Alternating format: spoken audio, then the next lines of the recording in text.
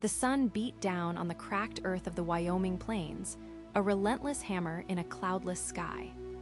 For Arthur Jensen, a man whose 70 years were etched into the lines on his face, it was just another Tuesday. He moved along the fence line, his gait slow but steady, the worn leather of his gloves a second skin against the barbs of the wire. His ranch stretched to the river, a ribbon of life-giving green that cut through the endless brown and sage. Beyond the river, the Black Hills rose, ancient and silent, their pine-covered slopes looking almost blue in the hazy distance. His work was a familiar rhythm of stretching, pulling, and stapling. It was a solitary life, one he had chosen, or perhaps one that had chosen him after Martha passed. The silence was his companion, broken only by the caw of a distant raven or the lowing of his cattle. He paused, wiping a forearm across his brow, and took a long drink from his metal canteen. The water was warm but welcome.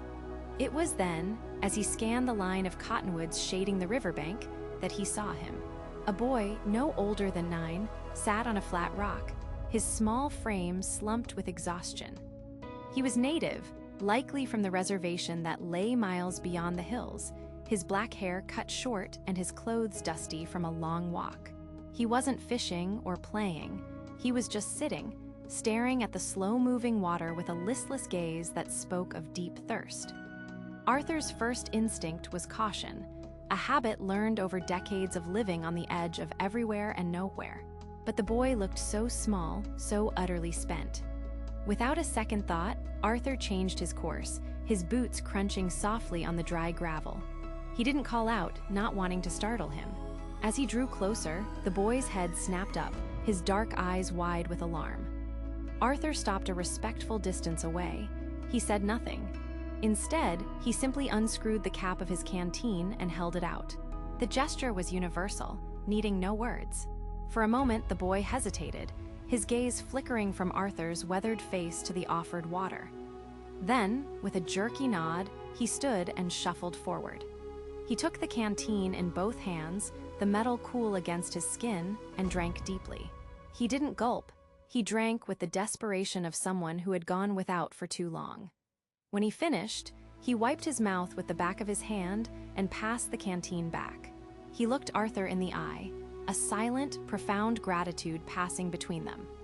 Then, as quickly as he appeared, the boy turned and vanished into the dense thicket of willows and brush that led away from the river, towards the hills. Arthur stood alone, the half-empty canteen feeling heavy in his hand. He watched the empty space for a long moment before turning back to his fence, the quiet encounter replaying in his mind as the sun began its slow descent, casting long, deep shadows from the watchful hills. The old house was quiet, steeped in the familiar sense of worn leather, wood smoke, and dust. Sleep wouldn't come to Arthur. He sat in his armchair, the one his father had used before him, staring into the dark. The image of the boy's face, parched, serious, and then silently grateful, was etched into his mind. It was a small thing, giving a thirsty child a drink of water. He'd done more for stray calves. Yet the silence of the exchange, the weight of that simple nod, felt heavier and more significant than 100 spoken thank yous. A faint flicker against the far window pulled him from his thoughts. He squinted. Probably just heat lightning, a common sight on these summer nights. But then it came again, a steady, warm glow. It wasn't the sharp, silver flash of lightning. It was orange, soft, and alive. With a grunt, Arthur pushed himself out of the chair, his old joints protesting. He walked to the window, his bare feet cool on the wooden floorboards, and peered out into the vast, inky blackness that swallowed his land. The moon was a slender crescent, offering little light. But there, on the slopes of the Black Hills, the slopes the boy had vanished into, were the lights. There were at least a dozen of them, maybe more. They weren't the scattered, stationary campfires of lost hunters, nor the twin beams of a truck grinding its way up a hidden trail. These were individual points of fire, like lanterns carried by unseen hands. They moved in a slow, deliberate procession, weaving between the dark silhouettes of pines and rock outcroppings. They climbed a ridge in a single, flowing line, disappeared behind its crest, then re-emerged in a different formation, spreading out as if searching for something. Then they would gather again, seeming to pulse in unison before beginning a new, silent dance. Arthur had lived his whole life in the shadow of these hills. He knew their sounds, their shapes, their dangers. He'd seen wildfires, rescue parties, and the lonely lights of prospectors. He had never seen anything like this. There was no noise, no shouting, no engines, just the chirping of crickets in his own yard and the vast, profound silence of the plains. He wasn't afraid. The feeling that rose in him was closer to awe. His mind, practical and grounded by a lifetime of ranching, fought for a logical reason. Teenagers? No, the terrain was too treacherous for such games. A ceremony on the reservation? Perhaps, but he'd never witnessed one so visible, so expressive. He leaned his forehead against the cool glass of the window pane, his breath fogging a small circle. The lights moved with a grace that felt ancient and purposeful. And deep in his gut, in a place that had nothing to do with logic, Arthur knew. He didn't know how, but he knew this was a response. An answer to the canteen of water. A message sent across the dark, from the boy's people to the solitary man in the ranch house. He watched, transfixed, until the first hint of gray lightened the eastern sky. And one by one, the firelights danced their last and winked out, leaving the hills in darkness once more. Sleep offered Arthur no respite. The image of the firelights was burned onto the back of his eyelids, a silent, rhythmic dance in the darkness of his mind. Before the first hints of dawn painted the eastern sky, he was up, the coffee in his mug growing cold as he stared out the window at the now empty hills. The silence of the morning felt heavy, charged with the unanswered questions of the night. It wasn't enough to have seen it. A part of him, the pragmatic rancher who believed only what he could touch and measure, needed proof. He pulled on his worn leather boots, the decision made without conscious thought. In the corral, his old buckskin horse, Clyde, let out a soft nicker, nudging Arthur's shoulder as he approached with the saddle. "Just a look, old boy," Arthur murmured, his voice raspy in the cool air. "We're not crossing any lines, just looking." The ride was quiet, following the familiar path along the river. The rising sun cast long shadows, and the world felt crisp and new, a stark contrast to the ethereal mystery that spurred him onward. He dismounted near the cluster of cottonwoods where the boy had vanished, tying Clyde's reins to a low-hanging branch. He moved slowly, his eyes scanning the ground with a lifetime of experience in tracking. He looked for broken twigs, displaced stones, the faintest impression of a footprint in the hard, dry earth. He found nothing, not a single track other than his own from the day before. No ash or scorch marks. No sign that a dozen people carrying torches had passed through. A wave of foolishness washed over him. Had it been a dream? A trick of tired eyes staring into the dark for too long. He stood, hands on his hips, feeling the vast, indifferent emptiness of the landscape press in on him. Maybe it was time to go home, to forget the whole thing. As he turned to leave, a glint of white against a dark surface caught his eye. Near the riverbank, on a large, flat slab of sandstone he was sure had been bare yesterday, was something new. A small, perfect circle of 7 smooth, black river pebbles had been carefully placed. In the exact center of the circle lay a single hawk feather, its sharp, clean edges and brown and white bands standing out against the stone. It wasn't dropped or blown there by the wind. It was placed. An offering, a marker, a message. Arthur stood motionless, the morning chill forgotten. This was his proof. It wasn't an answer, but it was a deliberate, undeniable acknowledgement. He didn't touch it. He understood instinctively that it was not for him to take, only to see. He took a slow breath, the mystery deepening from a fleeting vision into something tangible, a silent conversation that had just begun. The hawk feather, wrapped carefully in a clean handkerchief, felt heavy in Arthur's shirt pocket. It was a tangible link to the impossible, a silent question he couldn't ignore. The next morning, instead of riding the fence line, he guided his old Ford pickup down the dusty track and onto the paved road toward Lander. The town felt a world away from his quiet ranch, its main street a slow parade of ranch trucks, tourist vehicles, and local residents going about their day. He bypassed the feed store and the familiar diner, his purpose feeling too private for casual conversation. He found himself standing outside the Fremont County Library, a modest brick building that smelled of old paper and floor polish. It had been years since he'd set foot inside one. He felt clumsy and out of place, his worn boots echoing softly on the linoleum as he navigated the hushed aisles. He didn't know where to begin. He scanned titles under Wyoming history and Native American studies, pulling a few heavy, academic-looking books from the shelves. The pages were filled with treaties, timelines, and anthropological jargon that felt cold and disconnected from the warmth of the firelights and the deliberate placement of the feather.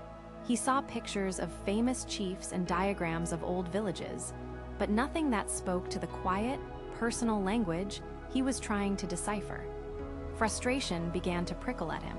He was a man who understood the language of the land, of weather patterns and animal tracks, not the sterile classification of culture in books.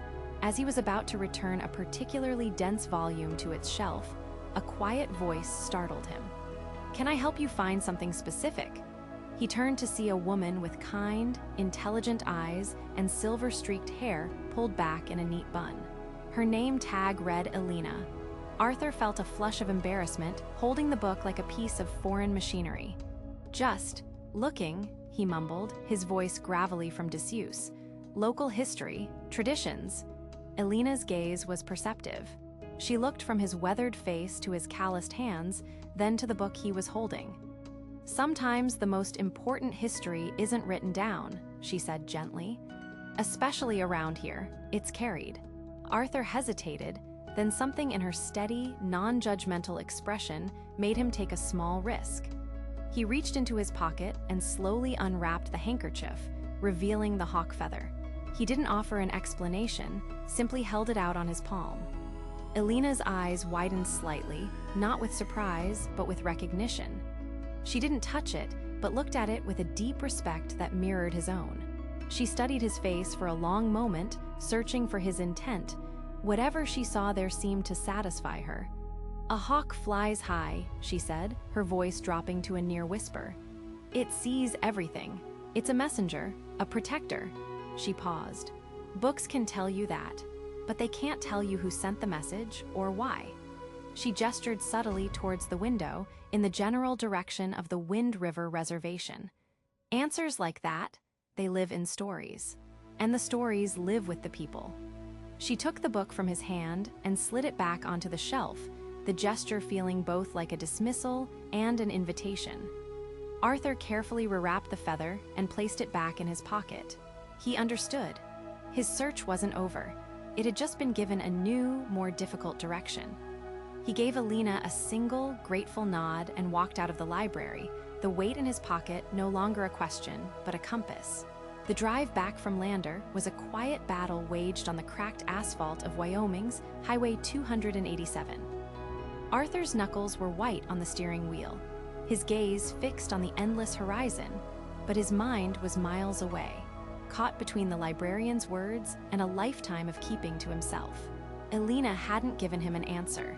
She had given him a map, and its destination lay across a border he had never crossed, not really. The river was a physical boundary, but the real one was invisible, built of habit, history, and a quiet, mutual understanding of separation. He passed the turnoff for his ranch. The familiar dirt rode a tempting path back to the simple solitude of his own world. He slowed the truck, the engine's hum dropping to a low growl. He could go home. He could put the feather on his mantelpiece, a strange souvenir from a strange week, and let the mystery fade like the firelights had. It would be the easy thing to do, the safe thing. But the image of the boy's parched lips and the profound gratitude in his dark eyes returned, as clear as if he were sitting in the passenger seat. That was followed by the silent, graceful dance of the lights against the hills. It wasn't a puzzle to be solved, it was a connection that had been offered. To turn away now felt like a refusal. It felt like cowardice. With a deep, resigned breath, Arthur pressed the accelerator and drove past his road. A few miles later, a simple green sign announced the entrance to the Wind River Indian Reservation.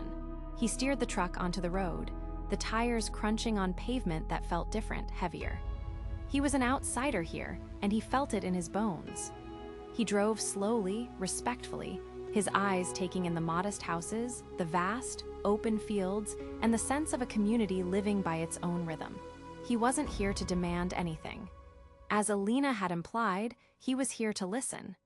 He looked for a place that felt public, a place where a stranger wouldn't be an immediate intrusion.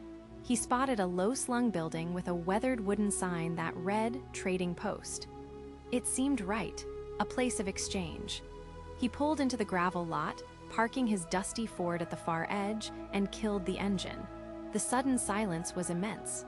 For a long moment, he just sat there, the hawk feather a warm, smooth weight in his shirt pocket. Finally, he opened the door and stepped out into the dry afternoon air. He didn't move toward the entrance, just leaned against the side of his truck, trying to look casual, feeling anything but. From a wooden bench near the door, an old man with a long, gray braid and a face like carved cedar watched him. There was no hostility in his gaze, only a calm, patient curiosity. He simply observed Arthur, a silent acknowledgement that set the quiet landscape humming with possibility. The air inside the trading post was thick with the scent of aged wood, tanned leather, and the faint, sweet smell of sage. Sunlight, hazy with dust motes, streamed through the high windows, illuminating shelves packed with canned goods, hardware, and colorful Pendleton blankets stacked next to intricate beadwork. Arthur felt the weight of a dozen unseen eyes, though the few other patrons. A young mother with a child, two men talking quietly in Arapaho by the counter, paid him no obvious mind. He ran a hand over a display of carved wooden flutes, his fingers tracing the smooth lines, feeling utterly out of his element. The screen door creaked open and shut, and Arthur didn't need to look to know it was the old man from the porch. He could feel the quiet shift in the room's atmosphere, a subtle current of respect. He kept his gaze on the flutes, pretending to be absorbed, his heart thumping a slow, heavy rhythm against his ribs. Footsteps, soft in worn leather boots, approached and then stopped beside him. For a long moment, there was only the ambient noise of the store. Then, a calm, low voice spoke. "You look a long way from home." Arthur startled slightly, turning to face the elder. Up close, the man's face was a roadmap of deep lines etched by sun and time, his dark eyes holding a placid, knowing quality. He wore a simple plaid shirt and jeans, but carried an undeniable presence. "I suppose I am," Arthur managed, his voice hoarse. "My ranch is just on the other side of the river. Jensen's place." The man, whose name Arthur would soon learn was Joseph, gave a slow nod of recognition. "I know the one. Belonged to your father." The simple acknowledgement eased a fraction of the tension in Arthur's shoulders. This man knew his history, his place in the landscape. "That's right," Arthur said. I'm here because of something that happened a few days ago, by the river." Joseph simply waited, his patience a silent invitation to continue. "There was a boy," Arthur began, choosing his words carefully. "A native boy. He looked tired. Bone-tired and thirsty. It was the middle of the day, hot as anything." He paused, looking at his own weathered hands. "I was fixing a fence line. I gave him my canteen. He drank, then he just disappeared back into the hills." He looked up, meeting Joseph's steady gaze, searching for any sign of dismissal or suspicion. He found none. Joseph's expression was unreadable, yet attentive. He listened as if the story was something valuable, something to be handled with care. After a moment of silence that felt both long and comfortable, Joseph spoke again, his voice gentle. He was by the water, but he was thirsty. It wasn't a question, but a quiet observation, imbued with a significance Arthur couldn't yet grasp. "Yes," Arthur confirmed, feeling a strange sense of validation. "That's exactly it." Joseph nodded again, a slow, thoughtful movement. He glanced towards the door, looking out at the vast, sun-drenched hills beyond. "The river provides," he said softly, more to himself than to Arthur. "But sometimes, it also asks for something in return. It shows you who you are." The words hung in the air, hinting at a much larger story, one that Arthur had only just stepped into. He hadn't mentioned the lights or the feather, but he had a powerful feeling that he wouldn't need to. This man already knew. Joseph gestured with a slight nod of his head toward a weathered wooden bench under the trading post's modest overhang. "Sit with me, Mr. Jensen." His voice was low and calm, carrying an authority that needed no volume. Arthur followed, his boots scuffing softly on the dusty planks. The afternoon sun cast long shadows, and a warm, dry breeze rustled the leaves of a lone cottonwood, carrying the faint scent of sage and earth. They sat in a silence that felt significant, not empty.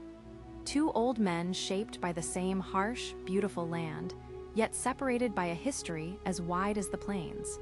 "The boy you met at the river," Joseph began, his gaze fixed on the distant, shimmering hills where Arthur's ranch lay unseen. "He is my grandson, Iden." He turned to look at Arthur, his dark eyes clear and direct, holding a deep well of patient understanding. "He told me a man with a tired face but kind eyes gave him water." A profound sense of clarity washed over Arthur, settling the storm of questions in his mind. He could only manage a slow nod. He was just a boy, thirsty. It was the only right thing to do.